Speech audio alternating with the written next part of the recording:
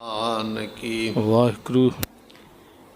ਦੇਵੀ ਦੇਵ ਦੇਹੋ ਰੇ ਸੰਤੋਖ ਸਿੰਘ ਵਾਹਿਗੁਰੂ। ਦੂਰ ਹੋਤੇ। ਰੀਟ ਮਿਟ ਜਾਤੀ ਕਥਾ ਬਿਦਨ ਪੁਰਾਨ ਕੀ। ਵਾਹਿਗੁਰੂ।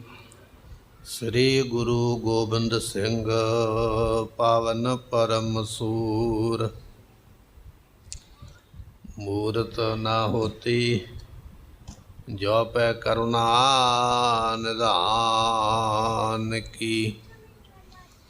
ਏਕ ਓੰਕਾਰ ਸਤਿਗੁਰੂ ਤੇਹ ਪ੍ਰਸਾਦ ਸਚ ਹੋਏ। ਵਾਹਿਗੁਰੂ ਜੀ ਕੀ ਫਤਿਹ ਹੈ। ਵਿਘਨ ਵਿਨਾਸ਼ਨ ਸੋ।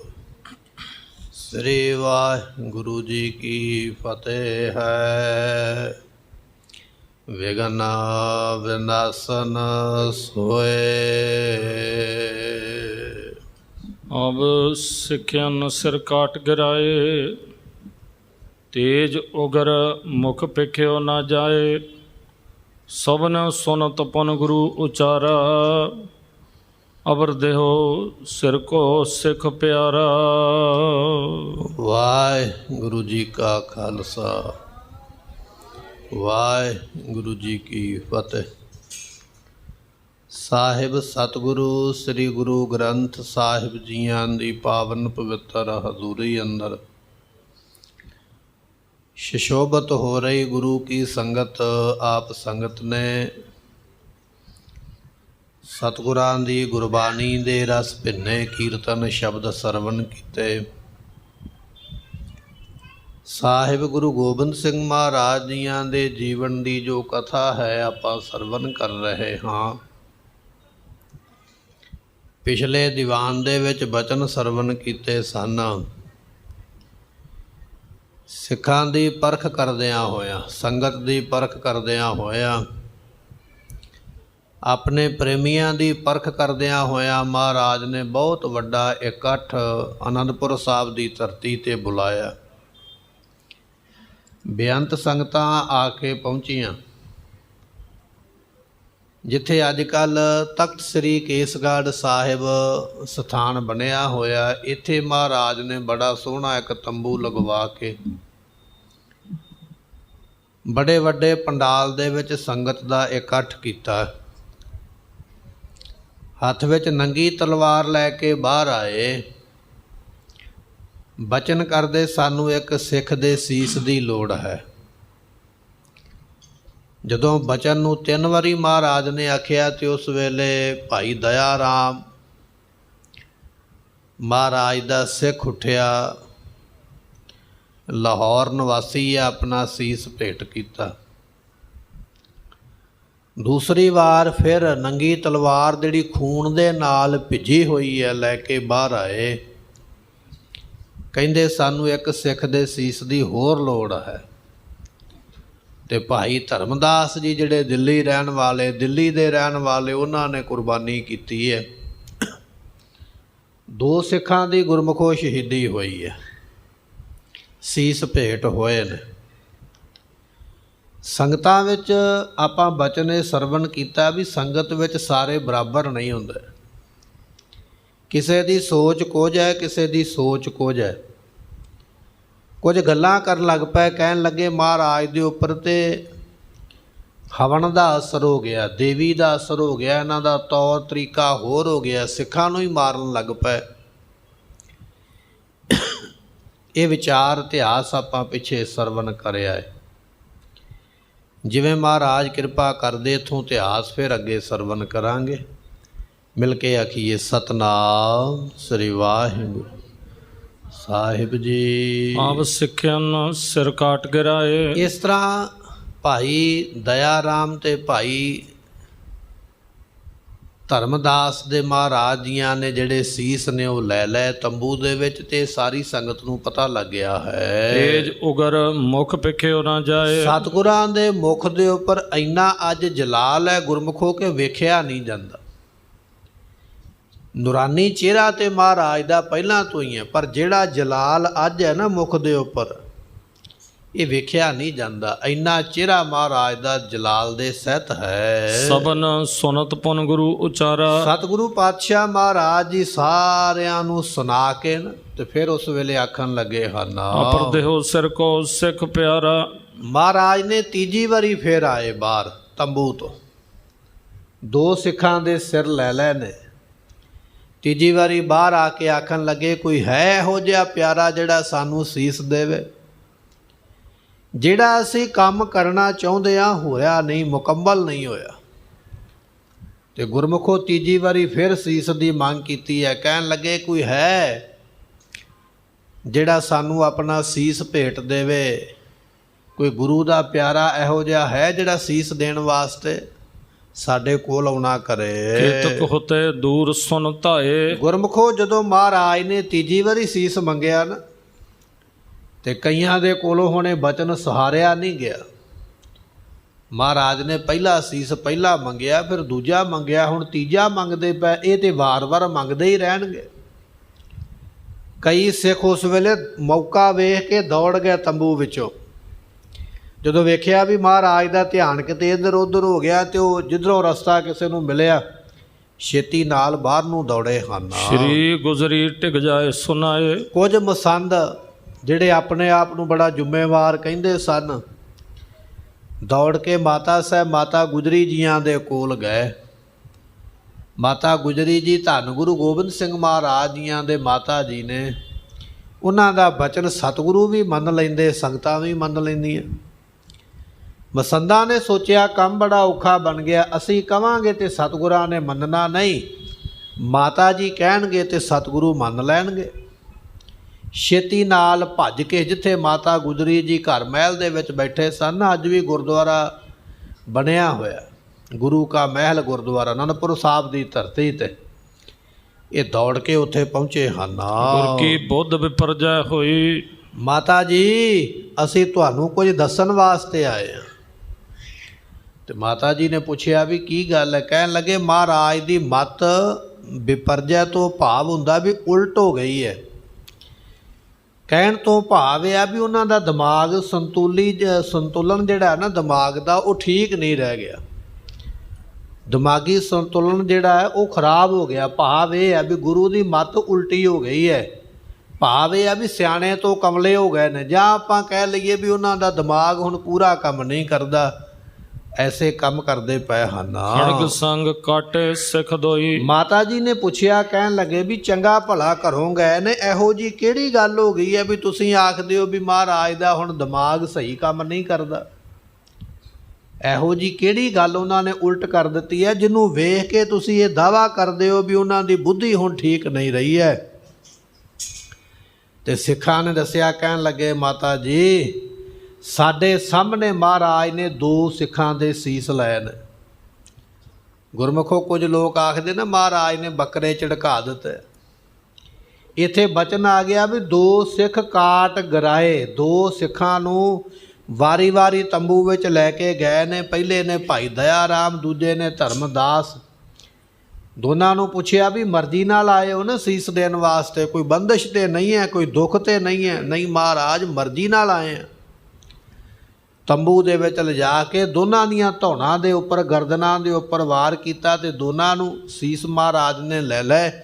ਉਹ ਜਾ ਕੇ ਸੰਗਤ ਵਿੱਚੋਂ ਦੌੜ ਕੇ ਕਈਆਂ ਨੇ ਮਾਤਾ ਗੁਜਰੀ ਜੀ ਨੂੰ ਦੱਸਿਆ ਵੀ ਸਾਡੇ ਵੇਂਦਿਆਂ ਇਹ ਗੱਲ ਸੁਣੀ ਸੁਣਾਈ ਨਹੀਂ ਹੈ ਵੀ ਕਿਸੇ ਨੇ ਆਖਿਆ ਤੇ ਅਸੀਂ ਆ ਗਏ ਹਾਂ, ਅਸੀਂ ਅੱਖਾਂ ਦੇ ਨਾਲ ਵੇਖਿਆ, ਸਾਡੇ ਸਾਹਮਣੇ ਉਹਨਾਂ ਨੇ 2 ਸਿੱਖਾਂ ਨੂੰ ਕੱਟ ਕੇ ਸੁੱਟਿਆ ਹੈ। ਉਹਨੇ ਅਪਰਨ ਕੋ ਬਾਕ ਸੁਣਾਵਤ। ਮਾਤਾ ਜੀ ਇੱਥੇ ਬਸ ਨਹੀਂ ਵੀ 2 ਹੀ ਸ਼ਹੀਦ ਕੀਤੇ, ਚਲੋ ਕੋਈ ਗੱਲ ਨਹੀਂ। 2 ਸਿੰਘਾਂ ਦੀ ਸ਼ਹੀਦੀ ਤੋਂ ਮਗਰੋਂ ਆ ਕੇ ਕਹਿ ਦਿੰਦੇ ਵੀ ਚਲੋ ਸਾਨੂੰ ਜਿੰਨੀ ਲੋੜ ਹੈ ਪੂਰੀ ਹੋ ਗਈ ਹੈ, ਬਸ ਕਰੀਏ। ਨਹੀਂ, 2 ਸਿੱਖਾਂ ਦੀ ਸ਼ਹੀਦੀ ਹੋਣ ਤੋਂ ਮਗਰੋਂ ਫਿਰ ਆ ਗਏ, ਦਰਬਾਰ ਤੋਂ ਬਾਹਰ ਨਿਕਲੇ ਨੇ, ਸੰਗਤ ਨੂੰ ਆ ਕੇ ਫਿਰ ਆਖਦੇ ਹਨ, ਉਹ ਸਿਰ ਦੇ ਸਿੱਖ ਮੋਹ ਮਨ ਭਾਵਤ। ਮਾਤਾ ਜੀ ਤੀਜੀ ਵਾਰੀ ਫਿਰ ਆਖਿਆ, ਕੋਈ ਹੈ ਪੰਡਾਲ ਦੇ ਵਿੱਚ ਇਹੋ ਜਿਹਾ ਬੈਠਾ ਸਾਡਾ ਪਿਆਰਾ ਜਿਹੜਾ ਸਾਨੂੰ ਸੀਸ ਭੇਟ ਦੇਵੇ? ਸਾਨੂੰ ਇੱਕ ਸਿੱਖ ਦੀ ਸੀਸ ਦੀ ਹੋਰ ਲੋੜ ਹੈ। ਪਹਿਲਾਂ ਆਖਦੇ ਇੱਕ ਸਿੱਖ ਦਾ ਸੀਸ ਚਾਹੀਦਾ, ਇੱਕ ਨੇ ਦਿੱਤਾ, ਫਿਰ ਆਖਦੇ ਦੂਜੇ ਦਾ ਵੀ ਚਾਹੀਦਾ, ਦੂਜੇ ਨੇ ਸੀਸ ਦਿੱਤਾ ਹੈ।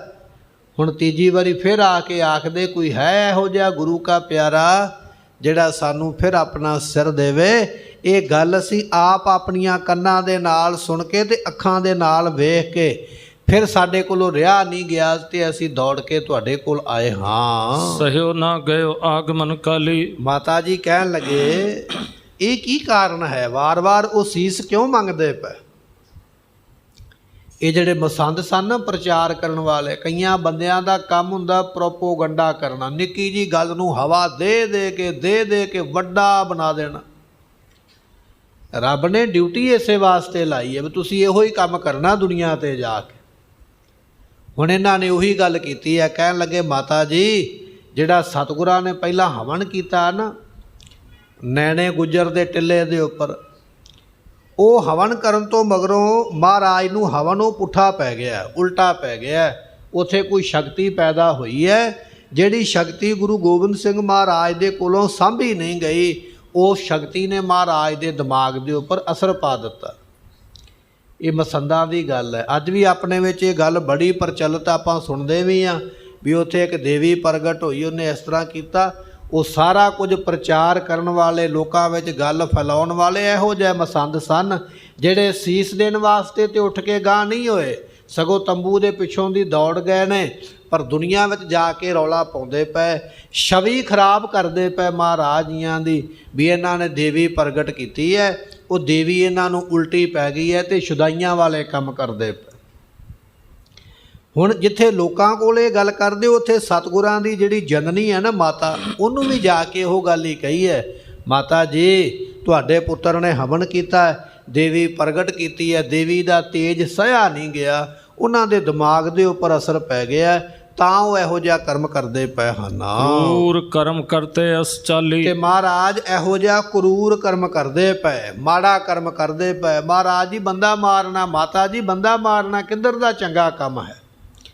ਕਿਸੇ ਦੇ ਮਗਰ ਬੱਚੇ ਨੇ, ਕਿਸੇ ਦਾ ਪਰਿਵਾਰ ਹੈ, ਕਿਸੇ ਦੇ ਮਾਤਾ ਪਿਤਾ ਨੇ, ਭੈਣਾਂ ਭਰਾ ਨੇ, ਕੋਈ ਨਾ ਕੋਈ ਕਿਸੇ ਨਾ ਕਿਸੇ ਦਾ ਆਸਰਾ ਜ਼ਰੂਰ ਹੈ। ਪਰ ਮਹਾਰਾਜ ਤੇ ਇਹ ਗੱਲ ਵੇਂਦੇ ਹੀ ਨਹੀਂ। ਜਿਹੜਾ ਉੱਠ ਕੇ ਆਉਂਦਾ ਉਹਦੀ ਗਰਦਨ ਤੇ ਤਲਵਾਰ ਚਲਾ ਦਿੰਦੇ, ਉਹਨੂੰ ਮਾਰ ਦਿੰਦੇ। ਇਹ ਮਹਾਰਾਜ ਦਾ ਕੰਮ ਜਿਹੜਾ ਬੜਾ ਹੀ ਕਠਿਨ ਕੰਮ ਹੈ, ਇਹ ਕੰਮ ਕਰਨਾ ਠੀਕ ਨਹੀਂ ਹੈ। ਅਪਰਿ ਉਪਾਏ ਨਹੀਂ ਬਣਿਆ ਵੈ। ਮਾਤਾ ਜੀ ਹੁਣ ਕੁਝ ਹੋ ਨਹੀਂ ਸਕਦਾ। ਮਾਤਾ ਜੀ ਨੇ ਪੁੱਛ ਲਿਆ ਨਾ ਵੀ ਮਸੰਦੋ ਤੁਸੀਂ ਬੜੇ ਸਿਆਣੇ ਹੋ, ਬਜ਼ੁਰਗ ਹੋ ਉਮਰ ਦੇ, ਤੁਸੀਂ ਬੜਾ ਕੁਝ ਵੇਖਿਆ ਉਤਰਾ ਤੇ ਚੜ੍ਹਾ ਜ਼ਿੰਦਗੀ ਦੇ ਵਿੱਚ, ਹੁਣ ਤੁਸੀਂ ਦੱਸੋ ਵੀ ਕੀ ਕਰਨਾ ਚਾਹੀਦਾ। ਤੇ ਛੇਤੀ ਦੇ ਨਾਲ ਕਈਆਂ ਵਿਅਕਤੀਆਂ ਨੂੰ ਆਦਤ ਹੁੰਦੀ ਹੈ, ਉਹਨਾਂ ਦੀ ਸਲਾਹ ਕੋਈ ਨਾ ਵੀ ਲਵੇ ਤਾਂ ਵੀ ਦਿੰਦੇ ਨੇ ਵੀ ਮੈਂ ਦੇਵਾਂਗਾ ਜ਼ਰੂਰ। ਇਹ ਮਾਤਾ ਜੀ ਨੂੰ ਕਹਿਣ ਲੱਗੇ ਮਾਤਾ ਜੀ ਹੋਰ ਹੁਣ ਕੁਝ ਨਹੀਂ ਹੋ ਸਕਦਾ, ਕੋਈ ਹੱਲ ਹੋ ਹੀ ਨਹੀਂ ਸਕਦਾ। ਜਿੰਨੀ ਵਾਰੀ ਬਾਹਰ ਆਉਂਦੇ ਨੇ ਉਨੀ ਵਾਰੀ ਸੀਸ ਮੰਗ ਲੈਂਦੇ, ਪਰ ਇੱਕੋ ਇੱਕ ਕੰਮ ਹੋ ਸਕਦਾ ਹੈ, ਜੇ ਤੁਸੀਂ ਸਾਡੇ ਆਖੇ ਲੱਗੋ ਅਸੀਂ ਤੁਹਾਨੂੰ ਦੱਸ ਦਿੰਦੇ ਹਾਂ, ਉਹ ਕੰਮ ਕਰਕੇ ਇਸ ਚੀਜ਼ ਤੋਂ ਬਚਿਆ ਜਾਣਾ ਹੈ। ਰੋਕ ਬਿਠਾਵੋ ਕਿ ਤੂੰ ਨਾ ਜਾਵੇ। ਤੇ ਉਸ ਵੇਲੇ ਮਾਤਾ ਜੀ ਨੇ ਪੁੱਛ ਲਿਆ ਫਿਰ ਦੱਸ ਦਿਓ। ਸਤਿਗੁਰਾਂ ਨੂੰ ਹੁਣੇ ਬੁਲਾਓ ਦਰਬਾਰ ਦੇ ਵਿੱਚੋਂ, ਘਰ ਦੇ ਵਿੱਚ ਲਿਆ ਕੇ ਕਮਰੇ ਵਿੱਚ ਕੈਦ ਕਰ ਲਓ।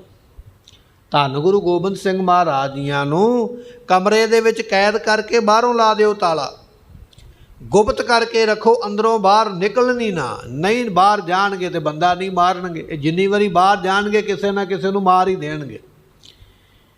ਭਾਵ ਇਹ ਹੈ ਵੀ ਇਹ ਸ਼ੁਦਾਈ ਹੋ ਗਏ ਨੇ, ਇਹ ਕਮਲੇ ਹੋ ਗਏ ਨੇ, ਬੰਦਾ ਮਾਰ ਲੱਗਿਆ ਡੇਰੀ ਨਹੀਂ ਲਾਉਂਦੇ।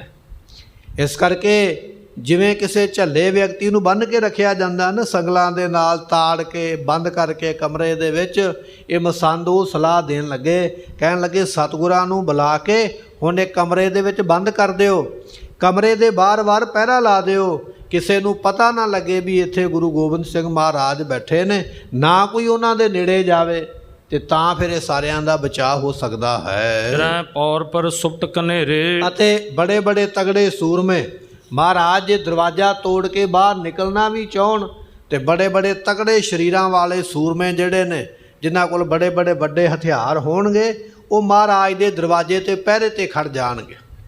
ਜੇ ਉਹ ਦਰਵਾਜ਼ਾ ਤੋੜਨ ਦਾ ਯਤਨ ਕਰਨ ਤੇ ਉਹ ਦਰਵਾਜ਼ੇ ਨੂੰ ਬਚਾ ਲੈਣਗੇ, ਜੇ ਨਿਕਲ ਕੇ ਬਾਹਰ ਭੱਜਣ ਦਾ ਯਤਨ ਕਰਨ ਤੇ ਅੱਗੋਂ ਰੋਕ ਲੈਣਗੇ। ਬੜੇ ਵੱਡੇ ਸੂਰਮੇ ਮਹਾਰਾਜ ਦੀ ਫੌਜ ਦੇ ਵਿੱਚੋਂ ਸਤਿਗੁਰਾਂ ਦੇ ਦਰਵਾਜ਼ੇ ਦੇ ਉੱਪਰ ਖੜੇ ਕਰ ਦਿਓ ਤੇ ਕਮਰੇ ਦੇ ਵਿੱਚ ਬੰਦ ਕਰ ਲੈਣਾ ਕਰੋ। ਸਿੱਖ ਕੋ ਜਾਏ ਨਹੀਂ ਅਵਨੇਰੇ। ਤੇ ਸਿੱਖਾਂ ਦੇ ਵਿੱਚ ਐਲਾਨ ਕਰ ਦਿਓ ਕਿਹੋ ਜੀ ਮਨਸ਼ਾ ਹੈ, ਇਹ ਮਸੰਦ ਆਪ ਗੁਰੂ ਬਣ ਕੇ ਤੇ ਗੁਰੂ ਵਾਲੇ ਫਰਮਾਨ ਕਰਦੇ ਪਏ।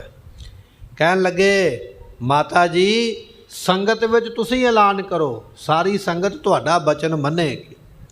ਮਾਤਾ ਗੁਜਰੀ ਜੀ ਖੁਦ ਐਲਾਨ ਕਰਦੇ ਨੇ ਸੰਗਤ ਵਿੱਚ ਵੀ ਜਿੰਨੀ ਵੀ ਸੰਗਤ ਅਨੰਦਪੁਰ ਸਾਹਿਬ ਆਵੇ ਗੁਰੂ ਗੋਬਿੰਦ ਸਿੰਘ ਮਹਾਰਾਜ ਦੇ ਕੋਲ ਕੋਈ ਨਾ ਜਾਵੇ। ਇਹ ਮਾਤਾ ਜੀ ਤੁਸੀਂ ਇਹ ਗੱਲ ਕਹੋ, ਤੁਹਾਡੀ ਗੱਲ ਦਾ ਸੰਗਤ ਉੱਪਰ ਅਸਰ ਪਏਗਾ। ਅਸੀਂ ਕਵਾਂਗੇ ਅਸੀਂ ਤੇ ਹੋਰ ਘਰਾਂ ਦੇ ਹਾਂ, ਸਾਡਾ ਅਸਰ ਨਹੀਂ ਪੈਣਾ। ਤੁਸੀਂ ਗੁਰੂ ਮਾਤਾ ਹੋ, ਤੁਸੀਂ ਕਹੋਗੇ ਤੇ ਬਚਨ ਮੰਨਿਆ ਜਾਣਾ। ਸਤਿਗੁਰਾਂ ਨੂੰ ਕਮਰੇ ਵਿੱਚ ਕੈਦ ਕਰ ਲਓ, ਕਮਰੇ ਦੇ ਬਾਰ-ਬਾਰ ਪਹਿਰੇਦਾਰ ਖੜੇ ਕਰ ਦਿਓ। ਤੁਸੀਂ ਸੰਗਤ ਵਿੱਚ ਅਨਾਉਂਸਮੈਂਟ ਕਰ ਦਿਓ, ਢੰਡੋਰਾ ਪਟਵਾ ਦਿਓ ਕਿ ਕੋਈ ਵੀ ਸਿੱਖ ਸੰਗਤ ਜਿੱਥੇ ਗੁਰੂ ਗੋਬਿੰਦ ਸਿੰਘ ਦਾ ਕਮਰਾ ਹੋਵੇਗਾ ਉਹਨਾਂ ਦੇ ਨੇੜੇ ਕੋਈ ਨਾ ਜਾਵੇ। ਉਹ ਇਸ ਵੇਲੇ ਦਿਮਾਗੀ ਸੰਤੁਲਨ ਉਹਨਾਂ ਦਾ ਠੀਕ ਨਹੀਂ ਹੈ, ਜਿਹੜਾ ਕੋਲ ਜਾਂਦਾ ਉਹਨੂੰ ਮਾਰ ਦਿੰਦੇ। ਇਹ ਮਸੰਦ ਐਸੀਆਂ ਸਲਾਹਾਂ ਦਿੰਦੇ ਹਨ। ਗੁਰਗਾਦੀ ਪਰ ਪੌਤਰ ਬਿਠਾਵੋ। ਅਤੇ ਜਿਹੜੀ ਗੁਰਤਾ ਗੱਦੀ ਹੈ ਨਾ, ਇਹਨੂੰ ਖਾਲੀ ਨਹੀਂ ਛੱਡਣਾ ਆਪਾਂ। ਗੁਰਤਾ ਗੱਦੀ ਦੇ ਉੱਪਰ ਆਪਣਾ ਵੱਡਾ ਪੋਤਰਾ ਧੰਨ ਬਾਬਾ ਅਜੀਤ ਸਿੰਘ ਜੀ, ਉਹਨਾਂ ਨੂੰ ਗੁਰਤਾ ਗੱਦੀ ਤੇ ਬਿਠਾ ਕੇ ਤੇ 11ਵਾਂ ਗੁਰੂ ਐਲਾਨ ਕਰ ਦਿਓ। ਹੁਣ ਗੁਰੂ ਗੋਬਿੰਦ ਸਿੰਘ ਮਹਾਰਾਜ ਨੇ ਜਿਹੜੇ ਠੱਗ ਮਸੰਦ ਸਨ ਉਹਨਾਂ ਨੂੰ ਸਾੜਿਆ। ਨਾਲ ਦੇ ਮਸੰਦਾਂ ਨੂੰ ਇਸ ਗੱਲ ਦਾ ਗੁੱਸਾ ਹੈ ਵੀ ਇਹਨਾਂ ਨੇ ਸਾਡੇ ਸਾਥੀਆਂ ਨੂੰ ਮਾਰਿਆ। ਹੁਣ ਬਹਾਨਾ ਤੇ ਕੋਈ ਹੈ ਤੇ ਵਿਉਂਤ ਕਿਸੇ ਦੇ ਤਰੀਕੇ ਦੀ ਬਣਾਈ ਹੈ। ਸਤਿਗੁਰਾਂ ਨੂੰ ਕਮਰੇ ਵਿੱਚ ਕੈਦ ਕਰਕੇ ਬਾਹਰ ਪਹਿਰੇਦਾਰ ਲੱਗਣਗੇ। ਮਾਤਾ ਗੁਜਰੀ ਜੀ ਐਲਾਨ ਕਰਨਗੇ ਸੰਗਤ ਵਿੱਚੋਂ ਗੁਰੂ ਪਾਤਸ਼ਾਹ ਦੇ ਕੋਲ ਕੋਈ ਨਹੀਂ ਜਾਏਗਾ। ਜੇ ਸੰਗਤ ਪੁੱਛੇਗੀ ਵੀ ਅਸੀਂ ਗੁਰੂ ਦੇ ਦਰਸ਼ਨ ਕਰਨੇ ਨੇ, ਪੋਤਰੇ ਨੂੰ ਬਾਬਾ ਅਜੀਤ ਸਿੰਘ ਨੂੰ ਗੁਰਤਾ ਗੱਦੀ ਤੇ ਬਿਠਾਇਆ ਜਾਏਗਾ ਤੇ ਸੰਗਤ ਨੂੰ ਆਖਿਆ ਜਾਏਗਾ ਵੀ ਇਹ ਭਾਈ 11ਵਾਂ ਗੁਰੂ ਹੈ ਤੇ ਸੰਗਤ ਫਿਰ 11ਵੇਂ ਗੁਰੂ ਦੇ ਦਰਸ਼ਨ ਕਰਕੇ ਮੁੜ ਜਾਏਗੀ। ਧੰਨ ਗੁਰੂ ਗੋਬਿੰਦ ਸਿੰਘ ਦਾ ਕਿਸੇ ਨੇ ਨਾਮ ਨਹੀਂ ਲੈਣਾ ਹੈ। ਸਭ ਸੰਗਤ ਕੇ ਬੀਚ ਪੁਜਾਵੋ। ਤੇ ਤੁਸੀਂ ਪੂਜਾ ਕਰਵਾਓ ਆਪਣੇ ਪੋਤਰੇ ਦੀ। ਹੁਣ ਪੂਜਾ ਭਾਵੇਂ ਗੁਰੂ ਗੋਬਿੰਦ ਸਿੰਘ ਮਹਾਰਾਜ ਦੀ ਹੋਵੇ ਤੇ ਪੂਜਾ ਭਾਵੇਂ ਬਾਬਾ ਅਜੀਤ ਸਿੰਘ ਦੀ ਹੋਵੇ, ਮਾਤਾ ਜੀ ਪੂਜਾ ਤੇ ਸਾਰੀ ਤੁਹਾਡੇ ਘਰ ਹੀ ਆਉਣੀ ਹੈ, ਭਾਵੇਂ ਪੋਤਰੇ ਦੀ ਹੋਵੇ ਤੇ ਭਾਵੇਂ ਪੁੱਤਰ ਦੀ ਹੋਵੇ। ਜੇ ਹੁਣ ਪੋਤਰਾ ਠੀਕ ਨਹੀਂ ਰਹਿ ਗਿਆ ਤੇ ਪੁੱਤਰ ਠੀਕ ਨਹੀਂ ਰਹਿ ਗਿਆ ਤੇ ਪੋਤਰੇ ਦੀ ਪੂਜਾ ਕਰਵਾਓ, ਪੋਤਰੇ ਨੂੰ ਗੁਰੂ ਬਣਾਉਣਾ ਕਰੋ। ਸੁਨਤ ਮਸੰਦਨ ਤੇ ਅਸਬਾਨੀ। ਮਾਤਾ ਸਾਹਿਬ ਮਾਤਾ ਗੁਜਰੀ ਜੀਆਂ ਨੇ ਸੁਣੇ ਭਜਨ ਇਹਨਾਂ ਮਸੰਦਾਂ ਦੇ। ਮਸੰਦ ਤੇ ਬੜੀ ਵਿਉਂਤ ਬਣਾ ਕੇ ਆਏ ਨੇ, ਪੁੱਤਰ ਨੂੰ ਕੈਦ ਕਰਨ ਵਾਸਤੇ ਤੇ ਪੋਤਰੇ ਨੂੰ ਗੁਰੂ ਬਣਾਉਣ ਵਾਸਤੇ ਆਖਦੇ ਪਏ। ਪੁੱਤਰ ਨੂੰ ਇਹਨਾਂ ਨੇ ਕਮਲਾ ਤੇ ਸ਼ਦਾਈ ਘੋਸ਼ਿਤ ਕਰ ਦਿੱਤਾ, ਦੇਵੀ ਦਾ ਅਸਰ ਉਹਦੇ ਦਿਮਾਗ ਤੇ ਪਾ ਦਿੱਤਾ। ਮਾਤਾ ਸਾਹਿਬ ਜੀ ਸੁਣ ਕੇ ਬੜੀ ਚਿੰਤਾ ਵਿੱਚ ਆ ਗਏ। ਸੁਣਤ ਮਸੰਦਨ ਤੇ ਅਸਬਾਨੀ, ਜਦੋਂ ਮਸੰਦਾਂ ਨੇ ਐਸੀਆਂ ਸਲਾਹਾਂ ਦਿੱਤੀਆਂ ਤੇ ਮਾਤਾ ਜੀ ਸੁਣਦੇ ਪਏ ਹਨ। ਸ਼੍ਰੀ ਗੁਜਰੀ ਚਿਤ ਚਿੰਤਾ ਠਾਨੀ। ਗੁਰਮੁਖੋ ਮਾਤਾ ਜੀ ਦੇ ਮਨ ਵਿੱਚ ਬੜੀ ਚਿੰਤਾ ਪੈਦਾ ਹੋ ਗਈ। ਇੱਕੋ ਇੱਕ ਪੁੱਤਰ ਹੈ, ਉਹ ਵੀ ਬੜੇ ਲੰਮੇ ਸਮੇਂ ਬਾਅਦ, ਵਿਆਹ ਤੋਂ ਕਈ ਸਾਲਾਂ ਬਾਅਦ ਪੁੱਤਰ ਦੇ ਦਰਸ਼ਨ ਹੋਏ ਤੇ ਉਹ ਪੁੱਤਰ ਨੂੰ ਕਹਿ ਦੇਣਾ ਵੀ ਇਹ ਕਮਲਾ, ਇਹਨੂੰ ਕਮਰੇ 'ਚ ਕੈਦ ਕਰ ਲਓ, ਬਾਹਰ ਨਿਕਲੇ ਨਾ। ਸੋ ਇਸ ਗੱਲ ਦੀ ਬੜੀ ਚਿੰਤਾ ਹੈ ਮਾਤਾ ਜੀ ਨੂੰ ਵੀ ਇਹ ਕੀ ਹੋਇਆ। ਪੋਤਰੇ ਹਾਲੇ ਛੋਟੇ ਨੇ ਤੇ ਪੁੱਤਰ ਨੂੰ ਕਹਿ ਦਿੱਤਾ ਵੀ ਕੈਦ ਕਰ ਲਵੋ। ਚਿੰਤਾ ਤੇ ਹੁੰਦੀ ਹੈ ਨਾ ਗੁਰਮੁਖੋ। ਹੁਣ ਮੰਨ ਲਓ ਸਾਡੇ ਘਰ ਵਿੱਚ ਹੀ ਕੋਈ ਪੁੱਤਰ ਹੋਵੇ, ਕੋਈ ਬੱਚਾ ਹੋਵੇ, ਉਹਦੇ ਬਾਰੇ ਇਹੋ ਜਿਹੀ ਗੱਲ ਸਾਨੂੰ ਸੁਣਨ ਨੂੰ ਮਿਲੇ ਤੇ ਚਿੰਤਾ ਤੇ ਹੋਵੇਗੀ, ਫਿਕਰ ਤੇ ਹੋਵੇਗਾ। ਮਾਤਾ ਜੀ ਬਹੁਤ ਫਿਕਰ ਵਿੱਚ ਪੈ ਗਏ ਹਨ। ਨਿਕਟ ਦਾਸ ਜੇ ਤੁਰਤ ਬਿਠਾਏ। ਪਰ ਗੁਰਮੁਖੋ ਮਾਤਾ ਜੀ ਬੜੇ ਸਿਆਣੇ ਨੇ, ਐਵੇਂ ਨਹੀਂ ਵੀ ਮਸੰਦਾਂ ਨੇ ਕਹਿ ਦਿੱਤਾ ਵੀ ਛੇਤੀ ਨਾਲ ਪੁੱਤਰ ਨੂੰ ਕੈਦ ਕਰ ਲਿਆ, ਪੋਤਰਾ ਬਿਠਾਤਾ। ਨਹੀਂ, ਮਾਤਾ ਜੀ ਕਹਿਣ ਲੱਗੇ ਤੁਹਾਡੀ ਗੱਲ ਠੀਕ ਹੈ, ਤੁਸੀਂ ਜੋ ਕਹਿੰਦੇ ਹੋ, ਪਰ ਇਹ ਨਿਰਣਾ ਅਸੀਂ ਕਰਾਂਗੇ। ਜਿਹੜੇ ਆਪਣੇ ਕੋਲ ਰਹਿਣ ਵਾਲੇ ਸਨ ਨਾ ਸਿੱਖ, ਮਾਤਾ ਜੀ ਦੇ ਬੜੇ ਵਿਸ਼ਵਾਸ ਪਾਤਰ, ਸ਼ਰਧਾ ਭਾਵਨਾ ਵਾਲੇ, ਮਾਤਾ ਜੀ ਨੇ ਉਹਨਾਂ ਦਾ ਇੱਕ ਗਰੁੱਪ ਬਣਾਇਆ। ਕਹਿਣ ਲੱਗੇ ਵੀ ਤੁਸੀਂ ਜਾਓ, ਜੇ ਇਹ ਕਹਿੰਦੇ ਨੇ ਵੀ ਮਹਾਰਾਜ ਨੇ ਸਿੱਖ ਮਾਰੇ ਨੇ, ਉਹ ਵੇਖ ਕੇ ਆਓ ਵੀ ਕਿੱਥੇ ਮਾਰੇ ਨੇ। ਮਹਾਰਾਜ ਇਸ ਵੇਲੇ ਕਿਹੋ ਜਿਹੀਆਂ ਗੱਲਾਂ ਕਰਦੇ ਪਏ ਉਹ ਵੀ ਸੁਣ ਕੇ ਆਓ। ਦੀਵਾਨ ਵਿੱਚ ਕੀ ਚੱਲਦਾ ਪਿਆ, ਸੰਗਤ ਵਿੱਚ ਕੀ ਚੱਲਦਾ ਪਿਆ, ਸਾਰਾ ਪਤਾ ਕਰਕੇ ਪੂਰੀ ਰਿਪੋਰਟ ਬਣਾ ਕੇ ਸਾਨੂੰ ਆ ਕੇ ਦੱਸੋ ਵੀ ਗੱਲ ਕੀ ਹੈ। ਕੁਝ ਸਿਆਣੇ ਸਿਆਣੇ ਸਿੱਖ ਆਪਣੇ ਨਾਲੋਂ ਮਾਤਾ ਜੀ ਨੇ ਦਰਬਾਰ ਦੇ ਵਿੱਚ, ਦੀਵਾਨ ਦੇ ਵਿੱਚ ਜਾਣ ਵਾਸਤੇ ਤੋਰੇ ਹਨ। ਦੇਖੋ ਭਲੇ ਦੇਹੋ ਸੁਧ ਆਏ। ਮਾਤਾ ਜੀ ਨੇ ਆਖਿਆ ਚੰਗੇ ਤਰੀਕੇ ਨਾਲ ਜਾ ਕੇ ਪਰਖ ਕਰੋ, ਸਾਰੀ ਛਾਣਬੀਨ ਕਰੋ। ਮਹਾਰਾਜ ਸੀਸ ਕਿਉਂ ਮੰਗਦੇ ਪਏ? ਜੇ ਸੀਸ ਮੰਗਦੇ ਪਏ ਤੇ ਕੱਟਦੇ ਕਿਉਂ ਪਏ ਨੇ? ਇਹ ਸਾਰਾ ਕੁਝ ਵੇਖੋ। ਸੰਗਤ ਵਿੱਚ ਕਿਹੋ ਜਿਹਾ ਮਾਹੌਲ ਹੈ, ਗੁਰੂ ਕੀ ਕਰਨਾ ਚਾਹੁੰਦਾ, ਸਾਰਾ ਕੁਝ ਵੇਖ ਕੇ ਛਾਣਬੀਨ ਕਰਕੇ ਸਾਨੂੰ ਦੱਸਣਾ ਕਰੋ। ਅਰੇ ਉਹ ਨਗਰ ਮਹਿ ਰੌਰ ਵਸਾਲਾ। ਪਰ ਗੁਰਮੁਖੋ ਇਹਨਾਂ ਮਸੰਦਾਂ ਨੇ ਨਾ ਬੜੀ ਦਹਿਸ਼ਤ ਫੈਲਾ ਦਿੱਤੀ ਅਨੰਦਪੁਰ ਸਾਹਿਬ ਦੇ ਵਿੱਚ। ਗਲੀਆਂ ਦੇ ਵਿੱਚ ਦਹਿਸ਼ਤ, ਘਰਾਂ ਦੇ ਵਿੱਚ ਲੋਕ ਡਰ ਗਿਆ ਵੀ ਇਹ ਕੀ ਹੋਇਆ। ਜਿਸ ਗੁਰੂ ਦੇ ਕਹਿਣ ਕਰਕੇ ਅਸੀਂ ਅਨੰਦਪੁਰ ਸਾਹਿਬ ਆ ਕੇ ਵਸੇ ਸੀ, ਉਹ ਗੁਰੂ ਹੀ ਬੰਦੇ ਮਾਰਨ ਲੱਗ ਪਿਆ। ਪਰ ਗੁਰਮੁਖੋ ਹੋਇਆ ਤੇ ਪਹਿਲੀ ਵਾਰੀ ਹੈ ਨਾ। ਗੁਰੂ ਨਾਨਕ ਦੇਵ ਪਾਤਸ਼ਾਹ ਤੋਂ ਲੈ ਕੇ ਗੁਰੂ ਤੇਗ ਬਹਾਦਰ ਮਹਾਰਾਜ ਤੱਕ ਕਿਸੇ ਨੇ ਐਸਾ ਇਹ ਸ਼ਾਕਾ ਨਹੀਂ ਵਰਤਾਇਆ, ਕਿਸੇ ਸਿੱਖ ਨੂੰ ਆਵਾਜ਼ ਮਾਰ ਕੇ ਤੇ ਉਹਦੀ ਕੁਰਬਾਨੀ ਲਈ ਹੋਵੇ, ਕਿਸੇ ਨੇ ਨਹੀਂ ਕੀਤੀ। ਗੁਰੂ ਸਾਹਿਬਾਂ ਦੇ ਇਤਿਹਾਸ ਵਿੱਚੋਂ ਇਹ ਪਹਿਲੀ ਵਾਰੀ ਹੋਇਆ। ਤੇ ਦਹਿਸ਼ਤ ਤੇ ਫੈਲੇਗੀ, ਪਰ ਦਹਿਸ਼ਤ ਫੈਲਾਉਣ ਵਾਲੇ ਮਸੰਦ ਨੇ ਲੋਕਾਂ ਨੂੰ ਹੋਰ ਡਰਾਉਂਦੇ। ਜਿਹਨੂੰ ਨਹੀਂ ਪਤਾ ਉਹਨੂੰ ਹੋਰ ਨਾਲ ਮਸਾਲਾ ਲਾ ਕੇ, ਮੈਂ ਤੇ ਵੇਖਿਆ ਉਹ ਤੇ ਬੜੇ ਨਿਰਦਈ ਨੇ, ਧੌਣ ਦੇ ਉੱਪਰ ਹੀ ਤਲਵਾਰ ਚਲਾਉਂਦੇ ਨੇ, ਬੰਦੇ ਨੂੰ ਤੜਫਾ ਕੇ ਮਾਰਦੇ ਨੇ। ਇਹੋ ਜਿਹੀਆਂ ਗੱਲਾਂ ਕਰ ਕਰਕੇ ਅਨੰਦਪੁਰ ਸਾਹਿਬ ਦੇ ਪੂਰੇ ਸ਼ਹਿਰ ਦੇ ਵਿੱਚ ਪੂਰੀ ਦਹਿਸ਼ਤ ਦਾ ਮਾਹੌਲ, ਡਰ ਦਾ ਮਾਹੌਲ ਬਣ ਗਿਆ ਹੈ। ਨਰ ਨਾਰੀ ਬਿਸਮੈ ਤਿਸ ਕਾਲਾ। ਗੁਰਮੁਖੋ ਅਨੰਦਪੁਰ ਸਾਹਿਬ ਦੇ ਵਿੱਚ ਰਹਿਣ ਵਾਲੇ ਜਿੰਨੇ ਵੀ ਬੰਦੇ ਸਨ ਉਹ ਵੀ ਡਰ ਗਏ। ਅਨੰਦਪੁਰ ਸਾਹਿਬ ਦੇ ਵਿੱਚ ਜਿੰਨੀਆਂ ਜਨਾਨੀਆਂ ਔਰਤਾਂ ਆਈਆਂ ਨੇ ਦਰਸ਼ਨ ਕਰਨ ਵਾਸਤੇ, ਜਾਂ ਜਿਨ੍ਹਾਂ ਦੇ ਘਰ ਸਨ, ਉਹ ਵੀ ਡਰ ਗਈਆਂ। ਸਾਰੇ ਡਰ ਗਏ, ਹੈਰਾਨ ਹੋ ਗਿਆ ਵੀ ਇਹ ਕੀ ਬਣਿਆ। ਅਸੀਂ ਤੇ ਗੁਰੂ ਨੂੰ ਸਮਰੱਥ ਸਮਝਦੇ ਹਾਂ, ਗੁਰੂ ਤੇ ਜੀਵਨ ਦਾਨ ਦੇਣ ਵਾਲਾ, ਪਰ ਗੁਰੂ ਹੀ ਮਾਰਨ ਲੱਗ ਪਵੇ, ਇਹ ਕਿਵੇਂ ਹੋ ਸਕਦਾ ਹੈ। ਜਿੰਨੇ ਅਨੰਦਪੁਰ ਸਾਹਿਬ ਦੇ ਵਾਸੀ ਨੇ ਜਾਂ ਜਿਹੜੇ ਬਾਹਰੋਂ ਆਏ ਨੇ, ਸਾਰੇ ਡਰ ਗਏ। ਉਸ ਵੇਲੇ ਹੈਰਾਨ ਹੋ ਗਿਆ ਵੀ ਗੁਰੂ ਨੇ ਕੀ ਕਲਾ ਵਰਤਾਈ ਹੈ। ਇਤ ਪ੍ਰਭ ਤੀਨ ਬਾਰ ਜਬ ਭਾਖੇ। ਗੁਰਮੁਖੋ ਇਹ ਬਚਨ ਤੁਹਾਨੂੰ ਸੁਣਾਇਆ ਮਾਤਾ ਗੁਜਰੀ ਜੀ ਦਾ, ਵੀ ਮਸੰਦ ਦੌੜ ਕੇ ਗਏ ਤੇ ਮਾਤਾ ਜੀ ਨੂੰ ਦੱਸਿਆ। ਮਾਤਾ ਜੀ ਨੇ ਆਪਣੇ ਵੱਲੋਂ ਕੁਝ 94 ਸਿੱਖ ਭੇਜੇ ਵੀ ਜਾਓ ਪਤਾ ਕਰਕੇ ਆਓ ਦਰਬਾਰ ਵਿੱਚ ਕੀ ਹੁੰਦਾ ਪਿਆ। ਹੁਣ ਕਹਿਣ ਲੱਗੇ ਆਓ ਤੁਹਾਨੂੰ ਇਤਿਹਾਸ ਸੁਣਾਈਏ ਵੀ ਮਹਾਰਾਜ ਕੀ ਕਰਦੇ ਪਏ। ਸਤਿਗੁਰੂ ਪਾਤਸ਼ਾਹ ਮਹਾਰਾਜ ਸਾਹਿਬ ਜੀਆਂ ਨੇ 2 ਸਿੱਖਾਂ ਦੇ ਸੀਸ ਲੈਣ ਤੋਂ ਮਗਰੋਂ ਤੀਜੀ ਵਾਰੀ ਫੇਰ ਆਖਿਆ, ਭਾਈ ਕੋਈ ਹੈ ਪਿਆਰਾ ਜਿਹੜਾ ਸਾਨੂੰ ਸੀਸ ਦੇਵੇ। ਦੂਜੀ ਵਾਰੀ ਕੋਈ ਨਹੀਂ ਉੱਠਿਆ। ਤੀਜੀ ਵਾਰੀ ਫੇਰ ਆਖਿਆ, ਕਹਿਣ ਲੱਗੇ ਇੰਨੀ ਸੰਗਤ ਵਿੱਚੋਂ ਕੋਈ ਨਹੀਂ ਸਾਨੂੰ ਪਿਆਰ ਕਰਦਾ ਜਿਹੜਾ ਸਾਡੇ ਕਹਿਣ 'ਤੇ ਆਪਣਾ ਸੀਸ ਦੇਵੇ। ਤੀਜੀ ਵਾਰੀ ਮਹਾਰਾਜ ਸਾਹਿਬ ਜੀਆਂ ਨੇ ਫਿਰ ਸੀਸ ਦੀ ਮੰਗ ਕੀਤੀ ਹੈ। ਉਹ ਸਿੱਖ ਸਿਰ ਦੇ ਗੁਰ ਅਭਿਲਾਖੇ। ਤੀਜੀ ਵਾਰੀ ਆਖਿਆ, ਕਹਿਣ ਲੱਗੇ ਗੁਰੂ ਦੀ ਇੱਛਾ ਪੂਰੀ ਨਹੀਂ ਕਰੋਗੇ। ਸਿੱਖ ਦਾ ਪਹਿਲਾ ਕੰਮ ਹੈ ਗੁਰੂ ਦੀ ਇੱਛਾ ਪੂਰੀ ਕਰਨੀ। ਸਾਡੀ ਇਹ ਇੱਛਾ ਹੈ ਵੀ ਸਾਨੂੰ ਸਿੱਖ ਸੀਸ ਦੇਵੇ। ਤੁਹਾਡੇ ਵਿੱਚ ਕੋਈ ਨਹੀਂ ਇਹੋ ਜਿਹਾ ਜਿਹੜਾ ਸਾਡੀ ਇਹ ਮੰਗ ਪੂਰੀ ਕਰੇ, ਸਾਨੂੰ ਆਪਣਾ ਸੀਸ ਦੇਵੇ। ਤੀਜੀ ਵਾਰੀ ਮਹਾਰਾਜ ਜੀਆਂ ਨੇ ਫਿਰ ਸੰਗਤ ਨੂੰ ਪ੍ਰੇਰਿਆ, ਸੰਗਤ ਨੂੰ ਟੋਇਆ, ਸੰਗਤ ਜੀ ਕੋਈ ਹੈ ਇਹੋ ਜਿਹਾ ਜਿਹੜਾ ਸਾਨੂੰ ਆਪਣਾ ਸੀਸ ਦੇਣਾ ਕਰੇ। ਮੈਂ ਸੁਣ ਕੇ ਬਚ ਕਲਗੀ ਧਰ ਕੇ। ਸਤਿਗੁਰੂ ਪਾਤਸ਼ਾਹ ਨੇ ਜਦੋਂ 3 ਵਾਰੀ ਆਖਿਆ ਨਾ, ਤੇ ਕਲਗੀਧਰ ਮਹਾਰਾਜ ਸਾਹਿਬ ਜੀਆਂ ਦੇ ਬਚਨ ਸੰਗਤ ਸਾਰੀ ਸੁਣਦੀ ਪਈ, ਪਰ ਨੀਵੀਂ ਪਾ ਕੇ ਬੈਠੇ ਹੋਏ। ਤੀਜੀ ਵਾਰੀ ਕਹਿਣ ਤੋਂ ਮਗਰੋਂ ਫਿਰ ਉਸ ਵੇਲੇ ਪੂਰਨ ਉੱਠਿਓ ਜ਼ੋਰ ਕਰ ਕਰਕੇ। ਗੁਰਮੁਖੋ ਇੱਕ ਸਿੱਖ ਉੱਠਿਆ ਸੰਗਤ ਦੇ ਵਿੱਚੋਂ, ਹੱਥ ਜੋੜ ਕੇ ਮਹਾਰਾਜ ਸਾਹਿਬ ਜੀਆਂ ਦੇ ਅੱਗੇ ਬੇਨਤੀ ਕਰਦਾ, ਆਖਣ ਲੱਗਾ ਹੈ, ਮੋਹਕਮ ਸਿੰਘ ਨਾਮ ਬਖਿਆਤੀ। ਗੁਰਮੁਖੋ ਇਹਦਾ ਨਾਮ ਹੈ ਭਾਈ ਮੋਹਕਮ ਚੰਦ। ਦੁਨੀਆ ਜਾਣਦੀ ਹੈ ਇਹਦੇ ਨਾਮ ਨੂੰ, ਪ੍ਰਗਟ ਹੀ ਹੈ ਨਾਮ। 5 ਪਿਆਰਿਆਂ ਦੇ ਵਿੱਚ ਤੀਜਾ ਨਾਮ ਸ਼ਾਮਲ ਹੋਇਆ, ਮੋਹਕਮ ਚੰਦ। ਸਤਿਗੁਰੂ ਪਾਤਸ਼ਾਹ ਮਹਾਰਾਜ ਸਾਹਿਬ ਜੀਆਂ ਦੇ ਸਾਹਮਣੇ ਉੱਠਿਆ, ਬੇਨਤੀ ਕੀਤੀ, ਇਸ ਸਿੱਖ ਦਾ ਨਾਮ ਮੋਹਕਮ ਚੰਦ ਹੈ। ਨਾਮਦੇਵ ਕੀ ਜਿਸ ਤਨ ਜਾਤੀ। ਤੇ ਗੁਰਮੁਖੋ ਇਹ ਸਿੱਖ ਸ਼ਿੰਬਾ ਜਾਤੀ ਦੇ ਨਾਲ ਸੰਬੰਧ ਰੱਖਦਾ। ਭਗਤ ਨਾਮਦੇਵ ਜੀ ਜਿਹੜੇ ਹੋਏ ਨੇ, ਜਿਨ੍ਹਾਂ ਦੀ ਬਾਣੀ ਗੁਰੂ ਗ੍ਰੰਥ ਸਾਹਿਬ ਦੇ ਵਿੱਚ ਦਰਜ ਹੈ, ਭਗਤ ਨਾਮਦੇਵ ਜੀ ਸ਼ਿੰਬੇ ਨੇ। ਕਾਹੇ ਸ਼ੀਪੋ ਸ਼ਾਇਲ ਰਾਮ ਨ ਲਾਵੋ ਚੀਤ, ਬਚਨ ਵੀ ਆਇਆ ਨਾ। ਭਗਤ ਜੀ ਕਹਿਣ ਲੱਗੇ, ਤਰਲੋਚਨ ਜੀ ਕਹਿਣ ਲੱਗੇ, ਭਗਤ ਨਾਮਦੇਵ ਜੀ ਤੁਸੀਂ ਇਹ ਕੀ ਕਰਦੇ ਪਏ, ਕੰਮਾਂ ਕਾਰਾਂ ਵਿੱਚ ਲੱਗੇ ਹੋਏ। ਸੋ ਉੱਥੇ ਉਹਨਾਂ ਨੇ ਜਾਤੀ ਨੂੰ ਸੰਬੋਧਨ ਕਰਕੇ ਬਚਨ ਕੀਤਾ। ਭਾਵੇਂ ਕਿ ਗੁਰਮੁਖੋ ਜਿਹੜੇ ਭਗਤ ਨੇ ਉਹ ਜਾਤ ਪਾਤ ਤੋਂ ਉੱਪਰ ਉੱਠ ਜਾਂਦੇ, ਉਹਨਾਂ ਦੀ ਇਹ ਅਵਸਥਾ ਨਹੀਂ ਹੈ ਸਾਡੇ ਵਾਲੀ। ਅਸੀਂ ਘ੍ਰਿਣਾ ਕਰਦੇ ਹਾਂ ਵੀ ਇਹ ਮਾੜੀ ਜਾਤ ਦਾ, ਵੱਡੀ ਜਾਤ ਦਾ। ਉਹਨਾਂ ਦੇ ਵਿੱਚ ਇਹ ਨਹੀਂ ਹੈ, ਇਹਨਾਂ ਚੀਜ਼ਾਂ ਤੋਂ ਪਰੇ ਹੋ ਗਏ ਨੇ, ਉੱਪਰ ਚਲੇ ਗਏ ਨੇ। ਇਹ ਜਿਹੜੇ ਭਾਈ ਮੋਹਕਮ ਚੰਦ ਨੇ, ਇਹਨਾਂ ਦਾ ਨਾਮ, ਇਹਨਾਂ ਦੀ ਜਾਤ ਸ਼ਿੰਬਾ ਹੈ, ਸ਼ਿੰਬੇ ਜਾਤ ਦੇ ਨਾਲ ਸੰਬੰਧ ਰੱਖਦੇ ਹਨ।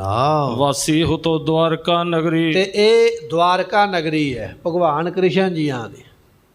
ਦਵਾਰਕਾ ਨਗਰੀ ਕਾਹੇ ਕੇ ਮਘੋਲ ਬਚਨ ਆ ਗਿਆ ਨਾ ਗੁਰਬਾਣੀ ਦੇ ਵਿੱਚ। ਦਵਾਰਕਾ ਨਗਰੀ ਉਸ ਨਗਰੀ ਦੇ ਰਹਿਣ ਵਾਲੇ ਨੇ ਇਹ ਭਾਈ ਮੋਹਕਮ ਚੰਦ ਜੀ। ਸ਼ਿੰਬਾ ਇਹਨਾਂ ਦੀ ਜਾਤ ਹੈ, ਹੱਥ ਜੋੜ ਕੇ ਖਲੋਤੇ ਹਨ। ਗ੍ਰਹਿਣ ਕਰੀ ਸਿੱਖੀ ਬਿਦ ਸਗਰੀ। ਇਹਨਾਂ ਨੇ ਸਿੱਖੀ ਨੂੰ ਗ੍ਰਹਿਣ ਕੀਤਾ ਹੋਇਆ। ਸਾਰਾ ਪਰਿਵਾਰ ਹੀ ਦਾਦਿਆਂ ਪੜਦਾਦਿਆਂ ਤੋਂ ਲੈ ਕੇ ਸਾਰੇ ਹੀ ਸਿੱਖ ਬਣੇ ਹੋਏ ਹਨ। ਕਹਿਣ ਲੱਗਿਓ ਲੀਜੈ ਸਿਰ ਮੋਹੀ। ਇਸ ਨੇ ਹੱਥ ਜੋੜ ਕੇ ਬੇਨਤੀ ਕੀਤੀ, ਮਹਾਰਾਜ ਮੈਂ ਸੀਸ ਦੇਣ ਵਾਸਤੇ ਤਿਆਰ ਹਾਂ, ਆਪ ਜੀ ਕਿਰਪਾ ਕਰੋ।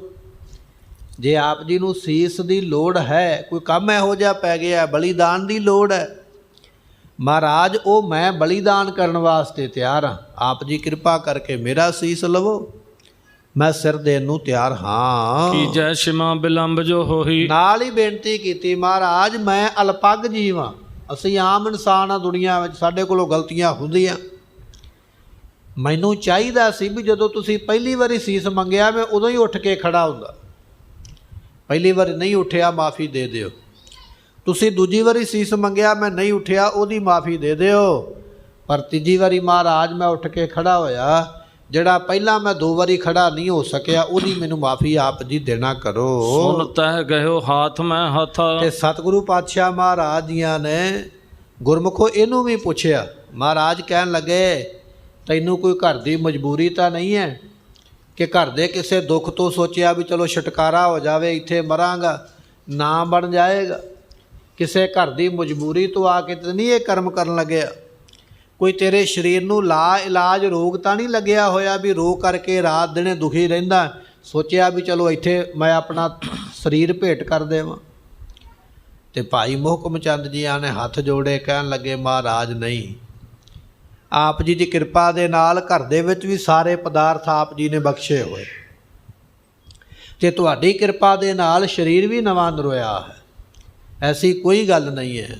ਮੈਂ ਆਪਣੀ ਮਰਜ਼ੀ ਦੇ ਨਾਲ, ਗੁਰਮੁਖੋ ਸੀਸ ਆਪਣੀ ਮਰਜ਼ੀ ਦੇ ਨਾਲ ਦਿੱਤਾ। ਮਹਾਰਾਜ ਨੇ ਨਾਮ ਲੈ ਕੇ ਨਹੀਂ ਬੁਲਾਇਆ ਵੀ ਫਲਾਣਾ ਸਿੰਘਾ ਤੂੰ ਆ ਜਾ।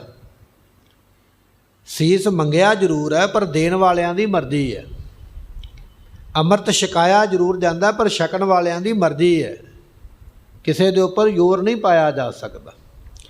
ਜਦੋਂ ਮਹਾਰਾਜ ਸੀਸ ਮੰਗਦੇ ਪਏ, ਸੀਸ ਮੰਗਣ ਲੱਗਿਆ, ਇਹ ਕਿਤੇ ਬਚਨ ਨਹੀਂ ਆਇਆ ਵੀ ਫਲਾਣੀ ਜਾਤ ਦਾ ਫਲਾਣਾ ਸਿੱਖ ਉੱਠ ਕੇ ਸੀਸ ਦੇਵੇ।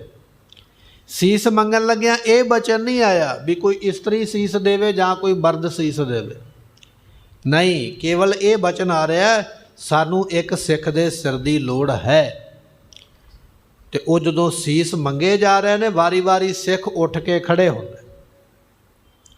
ਪਰ ਇੱਥੇ 5 ਸਿੱਖ ਜਿਹੜੇ ਖੜੇ ਹੋਏ ਉਹ ਨਰ ਤਨ ਨੇ, ਭਾਵ ਪੁਰਸ਼ ਤਨ ਨੇ, ਬੰਦਿਆਂ ਨੇ, ਮਨੁੱਖਾਂ ਨੇ ਆਪਣੀ ਇੱਥੇ ਕੁਰਬਾਨੀ ਦਿੱਤੀ ਹੈ।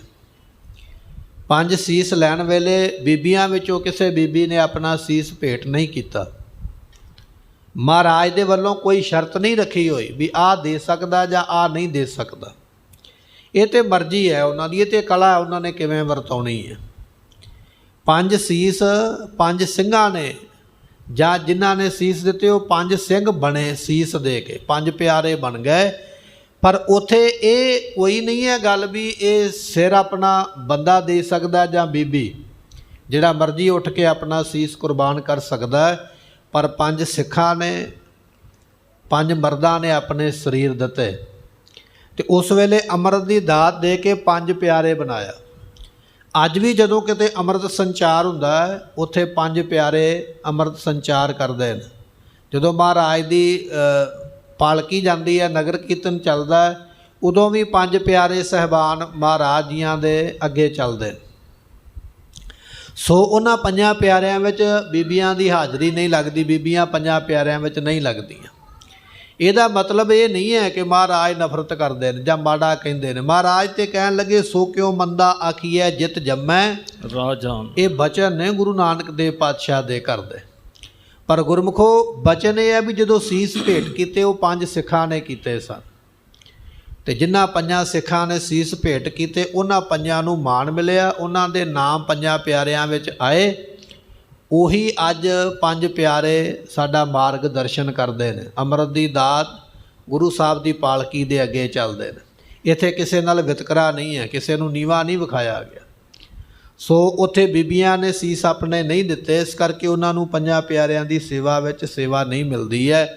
ਕੁਝ ਲੋਕ ਇਹੋ ਜਿਹੇ ਨੇ ਸਾਡੇ ਧਰਮ ਦੇ ਵਿੱਚ ਵੀ ਔਰ ਬਾਹਰੀ ਵੀ, ਜਿਹੜੇ ਹਰ ਵੇਲੇ ਕਿਸੇ ਨਾ ਕਿਸੇ ਗੱਲ ਤੋਂ ਕਾਂਟੋ ਕਲੇਸ਼ ਪਾਉਣਾ ਚਾਹੁੰਦੇ ਵੀ ਲੜਦੇ ਕਿਉਂ ਨਹੀਂ ਆਪਸ ਵਿੱਚ। ਚੁੱਕਣਾ ਦੇ ਕੇ, ਮਾੜੇ ਚੰਗੇ ਬੋਲ ਬੋਲ ਕੇ, ਕਈ ਤਰ੍ਹਾਂ ਦੀਆਂ ਉਦਾਹਰਨਾਂ ਦੇ ਕੇ ਲੜਾਇਆ ਜਾਂਦਾ ਬੀਬੀਆਂ ਨੂੰ ਵੀ ਤੁਸੀਂ ਇਹ ਹੱਕ ਮੰਗੋ। ਪਰ ਗੁਰਮੁਖੋ, ਹੱਕ ਗੁਰੂ ਘਰ ਦੇ ਵਿੱਚ ਲੜਿਆ ਨਹੀਂ, ਮਰਿਆਦਾ ਹੈ ਜਿਹੜੀ ਮਰਿਆਦਾ ਬੱਧੀ ਹੈ। ਜਿਵੇਂ ਜਿਵੇਂ ਉਹ ਕਾਰਜ ਹੋਏ ਉਸੇ ਤਰ੍ਹਾਂ ਹੀ ਹੋਇਆ। ਅਬਦੁਲ ਦੁਰਾਨੀ ਨਾਮ ਦਾ ਇੱਕ ਵਿਅਕਤੀ ਹੋਇਆ, ਮੁਸਲਮਾਨ ਸੀ। ਔਰੰਗਜ਼ੇਬ ਬਾਦਸ਼ਾਹ ਨੇ ਭੇਜਿਆ ਸੀ। ਜਦੋਂ ਮਹਾਰਾਜ ਨੇ ਐਡਾ ਵੱਡਾ ਇਕੱਠ ਕੀਤਾ ਨਾ, ਤੇ ਸਮੇਂ ਦੀਆਂ ਸਰਕਾਰਾਂ ਰਿਪੋਰਟ ਮੰਗਦੀਆਂ। ਅੱਜ ਵੀ ਜਦੋਂ ਕਿਸੇ ਤੁਸੀਂ ਵੱਡਾ ਇਕੱਠ ਕਰਦੇ ਹੋ ਨਾ, ਤੇ ਸਰਕਾਰਾਂ ਦੇ ਬੰਦੇ ਵਿੱਚ ਹੁੰਦੇ ਨੇ ਵੀ ਇਕੱਠ ਕਾਹਦੇ ਵਾਸਤੇ ਹੋ ਰਿਹਾ, ਕਿਹੜਾ ਕਿਹੜਾ ਬੰਦਾ ਆਇਆ, ਕੀ ਕੀ ਬੋਲਿਆ, ਸਾਰੀ ਜਿਹੜੀ ਹੈ ਗੱਲਬਾਤ ਸਰਕਾਰ ਤੱਕ ਪਹੁੰਚਦੀ ਹੈ। ਹੁਣ ਗੁਰੂ ਗੋਬਿੰਦ ਸਿੰਘ ਮਹਾਰਾਜ ਨੇ ਜਦੋਂ ਲੱਖਾਂ ਦਾ ਇਕੱਠ ਕੀਤਾ ਤੇ ਉਦੋਂ ਵੀ ਸਰਕਾਰੀ ਨੁਮਾਇੰਦੇ ਵਿੱਚ ਆਏ, ਭੇਸ ਬਦਲ ਕੇ, ਸਿੱਖ ਬਣ ਕੇ। ਵੀ ਵੇਖੋ ਕੀ ਹੁੰਦਾ। ਉੱਥੇ ਇੱਕ ਅਬਦੁਲ ਦੁਰਾਨੀ ਨਾਮ ਦਾ ਮੁਸਲਮਾਨ ਵੀ ਆਇਆ ਸਿੱਖੀ ਦੇ ਭੇਸ ਵਿੱਚ। ਉਹਨੇ ਇੱਕ ਪੂਰੀ ਡਾਇਰੀ ਲਿਖੀ। ਮਹਾਰਾਜ ਨੇ ਕਿਹੜੇ ਵਸਤਰ ਪਾਏ ਸਨ, ਕਿਵੇਂ ਅੰਮ੍ਰਿਤ ਤਿਆਰ ਕੀਤਾ, ਕਿਵੇਂ ਸਿੱਖਾਂ ਕੋਲੋਂ ਸੀਸ ਮੰਗੇ, ਕਿਵੇਂ ਉਹਨਾਂ ਨੇ ਸੀਸ ਦਿੱਤੇ। ਉਹ ਫਿਰ ਪੂਰੀ ਚਿੱਠੀ ਬਣਾ ਕੇ ਉਹਨੇ ਔਰੰਗਜ਼ੇਬ ਨੂੰ ਭੇਜੀ, ਪੂਰੀ ਰਿਪੋਰਟ। ਉਹਨੇ ਵੀ ਇਹੋ ਬਚਨ ਲਿਖਿਆ ਵੀ 5 ਸਿੱਖਾਂ ਨੇ ਸੀਸ ਦਿੱਤੇ। ਉੱਥੇ ਬੀਬੀਆਂ ਦਾ ਜ਼ਿਕਰ ਨਹੀਂ ਆਇਆ। ਸੋ ਉਹ ਜਿਹੜੀ ਚਿੱਠੀ ਹੈ ਅੱਜ ਵੀ ਉਹਦਾ ਪੰਜਾਬੀ ਵਿੱਚ ਉਲੱਥਾ ਕੀਤਾ ਗਿਆ, ਅਤੇ ਆਪਾਂ ਨੂੰ ਕਈ ਦੁਕਾਨਾਂ ਦੇ ਵਿੱਚੋਂ ਉਹ ਮਿਲ ਸਕਦੀ ਹੈ। ਉਹਦਾ ਉਲੱਥਾ ਕੀਤਾ ਹੋਇਆ ਮਿਲ ਸਕਦਾ, ਜਿਹੜਾ ਉਸ ਵੇਲੇ ਦੀ ਰਿਪੋਰਟ ਬਣਾ ਕੇ ਭੇਜੀ ਹੈ। ਸੋ ਭੋਪਾਲ ਯੂਨੀਵਰਸਿਟੀ ਜਿਹੜੀ ਹੈ, ਕਹਿੰਦੇ ਵੀ ਉੱਥੇ ਉਹਦੀ ਅਸਲੀ ਕਾਪੀ ਪਈ ਹੋਈ ਹੈ। ਵਿਦਵਾਨਾਂ ਦਾ ਵਿਚਾਰ ਹੈ ਵੀ ਉੱਥੇ ਉਹਦੀ ਅਸਲੀ ਕਾਪੀ ਹੈ, ਜਿਹੜੀ ਉਹਨੇ ਲਿਖ ਕੇ ਭੇਜੀ ਸੀ, ਉੱਥੇ ਸਾਂਭੀ ਹੋਈ ਹੈ। ਉਹਦੀ ਫੋਟੋ ਕਾਪੀ ਦੁਕਾਨਾਂ ਤੋਂ ਮਿਲ ਜਾਂਦੀ ਹੈ। ਸਾਡੇ ਵਿਦਵਾਨਾਂ ਨੇ ਉਹਦਾ ਪੰਜਾਬੀ ਵਿੱਚ ਉਲੱਥਾ ਕੀਤਾ ਸਮਝਣ ਵਾਸਤੇ। ਸੋ ਰੋਹ ਵਿਚਾਰ, ਮਹਾਰਾਜ ਜੀ 5 ਸਿੱਖਾਂ ਦਾ ਸੀਸ ਮੰਗਦੇ ਪਏ, ਜਾਂ 5 ਸੀਸ ਮੰਗਦੇ ਪਏ, ਜਿਹੜਾ ਮਰਜ਼ੀ ਉੱਠ ਕੇ ਦੇ ਸਕਦਾ। ਅਤੇ ਕਹਿਣ ਲੱਗੇ 5 ਦੇ ਵਿੱਚੋਂ 2 ਸਿੱਖਾਂ ਨੇ ਪਹਿਲਾਂ ਸੀਸ ਦਿੱਤਾ, ਹੁਣ ਤੀਜੇ ਭਾਈ ਮੋਹਕਮ ਚੰਦ ਜੀ ਉੱਠ ਕੇ ਸੀਸ ਭੇਟ ਕਰਦੇ ਹਨ। ਲੈ ਗਏ ਤੰਬੂ ਮੈਂ ਜਗਨਨਾਥਾ। ਜਗਤ ਦੇ ਮਾਲਕ ਪਾਤਸ਼ਾਹ ਜੀ ਤੰਬੂ ਲਾਇਆ ਹੋਇਆ ਨਾ, ਜਿੱਥੇ ਅੱਜ ਤਖਤ ਸ੍ਰੀ ਕੇਸਗੜ੍ਹ ਸਾਹਿਬ ਬਣਿਆ, ਉਸ ਤੰਬੂ ਦੇ ਵਿੱਚ ਮਹਾਰਾਜ ਇਸ ਤੀਜੇ ਸਿੱਖ ਨੂੰ ਲੈ ਗਏ ਹਨ। ਦੋਨੋਂ ਕੇ ਢਿਗ ਤ੍ਰਿਤੀ ਬਿਠਾਇਓ। ਤੇ ਕਹਿਣ ਲੱਗੇ 2 ਸਿੱਖ ਉੱਥੇ ਜਿਨ੍ਹਾਂ ਦੇ ਪਹਿਲਾਂ ਸੀਸ ਲੈ ਲਏ ਨੇ, ਉਹਨਾਂ ਦੇ ਧੜ ਵੀ ਉੱਥੇ ਤੰਬੂ ਵਿੱਚ ਪਏ ਤੇ ਸਿਰ ਵੀ ਉੱਥੇ ਹੀ। ਤੇ ਮਹਾਰਾਜ ਦੀਆਂ ਨੇ ਇਹ ਤੀਜਾ ਸਿੱਖ ਵੀ ਉੱਥੇ ਲਿਜਾ ਕੇ ਉਹਨਾਂ ਦੇ ਕੋਲ ਫਿਰ ਤ੍ਰਿਤੀ ਸਿਰ ਪਰ ਖੜਗ ਚਲਾਇਓ। ਤੇ ਮਹਾਰਾਜ ਨੇ ਜਿਵੇਂ ਪਹਿਲਿਆਂ ਦੋਵਾਂ ਦੇ ਸੀਸ ਲਏ, ਇਸੇ ਤਰ੍ਹਾਂ ਤੀਜੇ ਦਾ ਵੀ ਸੀਸ ਲੈਣ ਲੱਗੇ। ਆਪਣੀ ਤਲਵਾਰ ਨੂੰ ਮਹਾਰਾਜ ਦੀਆਂ ਨੇ ਭਾਈ ਮੋਹਕਮ ਚੰਦ ਦੀ ਗਰਦਨ ਦੇ ਉੱਪਰ ਉਸ ਵੇਲੇ ਪਾਤਸ਼ਾਹ ਨੇ ਚਲਾਇਆ ਹੈ। ਜਾਣਿਓ ਸਵਨ ਹਨਿਓ ਸਿੱਖ ਜਾਈ। ਤੇ ਗੁਰਮੁਖੋ, ਜਦੋਂ ਤੀਜੀ ਵਾਰੀ ਮਹਾਰਾਜ ਨੇ ਤਲਵਾਰ ਚਲਾਈ ਨਾ, ਤੇ ਉਹ ਤਲਵਾਰ ਚੱਲਣ ਦਾ ਖੜਾਕ ਬਾਹਰ ਵੀ, ਜਿਹੜੇ ਬਾਹਰ ਬੈਠੇ ਨਾ ਤੰਬੂ ਦੇ ਦਰਬਾਰ ਵਿੱਚ, ਦੀਵਾਨ ਵਿੱਚ ਜਿੰਨੇ ਬੈਠੇ ਸਨ, ਤਲਵਾਰ ਚੱਲਣ ਦੀ ਆਵਾਜ਼ ਸਾਰਿਆਂ ਨੂੰ ਸੁਣਾਈ ਦਿੱਤੀ ਹੈ। ਸਿਰ ਵੱਢਣ ਦੀ ਆਵਾਜ਼ ਸਾਰਿਆਂ ਨੂੰ ਸੁਣਾਈ ਦਿੱਤੀ ਹੈ। ਧੜ ਡਿੱਗਣ ਦੀ ਸਾਰਿਆਂ ਨੂੰ ਆਵਾਜ਼ ਸੁਣਾਈ ਦਿੱਤੀ ਹੈ। ਅਤੇ ਖੂਨ ਵਹਿੰਦਾ ਪਿਆ, ਤੰਬੂ ਵਿੱਚੋਂ ਬਾਹਰ ਨਿਕਲਦਾ ਪਿਆ, ਉਹ ਵੀ ਸਾਰੇ ਵੇਖਦੇ ਪਏ। ਤਲਵਾਰ ਨੂੰ ਖੂਨ ਲੱਗਾ ਹੋਇਆ, ਖੂਨ ਦੇ ਨਾਲ ਭਿੱਜੀ ਹੋਈ ਹੈ, ਸਾਰੇ ਦੇਖਦੇ ਹਨ। ਰੁਦਰ ਧਾਰ ਤ੍ਰੈ ਠੌਰ ਬਹਾਈ। ਤੇ ਸਤਿਗੁਰੂ ਪਾਤਸ਼ਾਹ ਮਹਾਰਾਜ ਸਾਹਿਬ ਦੀਆਂ ਨੇ ਕਹਿਣ ਲੱਗੇ ਵੀ 3 ਵਾਰੀ ਇਹ ਖੂਨ ਦੀ ਧਾਰਾ ਵਹਾਈ ਹੈ। ਭਾਈ ਦਇਆ ਰਾਮ, ਭਾਈ ਧਰਮਦਾਸ, ਹੁਣ ਭਾਈ ਮੋਹਕਮ ਚੰਦ। ਮੋਹਕਮ ਤੋਂ ਭਾਵ ਹੁੰਦਾ ਗੁਰਮੁਖੋ ਟਕਾ। ਜਦੋਂ ਪੁੱਛਿਆ ਨਾ ਸਿੱਖ ਨੂੰ ਮਹਾਰਾਜ ਨੇ, ਤੇਰਾ ਨਾਮ ਕੀ ਹੈ? ਕਹਿਣ ਲੱਗਾ ਜੀ ਮੋਹਕਮ ਚੰਦ। ਮਹਾਰਾਜ ਬੜੇ ਖੁਸ਼ ਹੋਏ, ਕਹਿਣ ਲੱਗੇ ਪਹਿਲਾਂ ਦਇਆ ਆਈ ਹੈ, ਫਿਰ ਧਰਮ ਆਇਆ, ਹੁਣ ਮੋਹਕਮ ਕਹੀਏ ਟਕਾ ਆ ਗਿਆ ਸਾਡੇ ਪੰਥ ਵਿੱਚ। ਇਹ ਵੀ ਬੜਾ ਜ਼ਰੂਰੀ ਹੈ। ਟਕਾ ਬਿਨਾਂ ਨਹੀਂ ਬੈਠਿਆ ਜਾਂਦਾ, ਔਰ ਟਕਾ ਬਿਨਾਂ ਪ੍ਰਾਪਤੀ ਵੀ ਨਹੀਂ ਹੈ। ਗੁਰਮੁਖੋ ਦੁੱਧ ਨੂੰ ਜਾਗ ਲਾਈਏ ਨਾ, ਜਾਗ ਲਾ ਕੇ ਦੁੱਧ ਨੂੰ ਸਾਰੀ ਰਾਤ ਹੱਥ ਵਿੱਚ ਫੜ ਕੇ ਹਿਲਾਉਂਦੇ ਰਹੋ, ਕਦੇ ਦਹੀਂ ਨਹੀਂ ਜੰਮਦਾ ਉਹਦਾ। ਉਹਨੂੰ ਟਿਕਾ ਕੇ ਰੱਖਣਾ ਪੈਂਦਾ, ਫਿਰ ਜਾ ਕੇ ਉਹ ਜੰਮਦਾ ਹੈ। ਟਿਕਾ ਬਿਨਾਂ ਜਿੰਨਾ ਚਿਰ ਮਨ ਨਹੀਂ ਨਾ ਟਿਕਦਾ ਗੁਰਮੁਖੋ, ਉਹਨਾਂ ਚਿਰ ਬਾਣੀ ਪੜ੍ਹਨ ਦਾ ਵੀ ਆਨੰਦ ਨਹੀਂ ਪ੍ਰਾਪਤ ਹੁੰਦਾ, ਉਹਨਾਂ ਚਿਰ ਪ੍ਰਾਪਤੀ ਨਹੀਂ ਹੈ। ਸੋ ਟਿਕਾ ਹੋਣਾ ਬੜਾ ਜ਼ਰੂਰੀ ਹੈ। ਭਾਈ ਮੋਹਕਮ ਚੰਦ ਦੇ ਰੂਪ ਦੇ ਵਿੱਚ ਸਿੱਖੀ ਦੇ ਵਿੱਚ, ਸਿੱਖਾਂ ਦੇ ਵਿੱਚ ਟਿਕਾ ਆਇਆ। ਮਹਾਰਾਜ ਸੁਣ ਕੇ ਖੁਸ਼ ਹੋਏ, ਕਹਿਣ ਲੱਗੇ ਤੇਰੇ ਨਾਮ ਦੇ ਨਾਲ ਸਾਡੇ ਸਿੱਖਾਂ ਨੂੰ ਟਿਕਾ ਦੀ ਪ੍ਰਾਪਤੀ ਹੋਈ ਹੈ। ਚੰਚਲ ਗਤ ਸੋ ਬਾਹਰ ਆਏ। ਤੇ ਸਤਿਗੁਰੂ ਪਾਤਸ਼ਾਹ ਮਹਾਰਾਜ ਜੀਆਂ ਨੇ ਹੱਥ ਵਿੱਚ ਤਲਵਾਰ ਫੜੀ ਤੇ ਮਹਾਰਾਜ ਫਿਰ ਤੰਬੂ ਵਿੱਚੋਂ ਉਸ ਵੇਲੇ ਬਾਹਰ ਆਏ। ਉਹ ਜਿਹੜੀ ਤਲਵਾਰ ਹੈ ਮਹਾਰਾਜ ਜੀਆਂ ਦੇ ਹੱਥ ਵਿੱਚ ਇੱਧਰ ਉੱਧਰ ਘੁੰਮਦੀ ਪਈ ਹੈ, ਘੁਮਾ ਕੇ ਲਿਸ਼ਕਾ ਕੇ ਉਸ ਵੇਲੇ ਵਿਖਾਉਂਦੇ ਪਏ ਹਨ। ਖੜਗ ਰਕਤ ਜੁਤ ਕਰ ਚਮਕਾਏ। ਤੇ ਸਤਿਗੁਰੂ ਪਾਤਸ਼ਾਹ ਮਹਾਰਾਜ ਜੀਆਂ ਦੀ ਤਲਵਾਰ ਦੇ ਉੱਪਰ ਖੂਨ ਲੱਗਾ ਹੋਇਆ ਉਸੇ ਤਰ੍ਹਾਂ ਚਮਕਦਾ ਪਿਆ ਔਰ ਦਿਸਦਾ ਪਿਆ ਸਾਰਿਆਂ ਨੂੰ।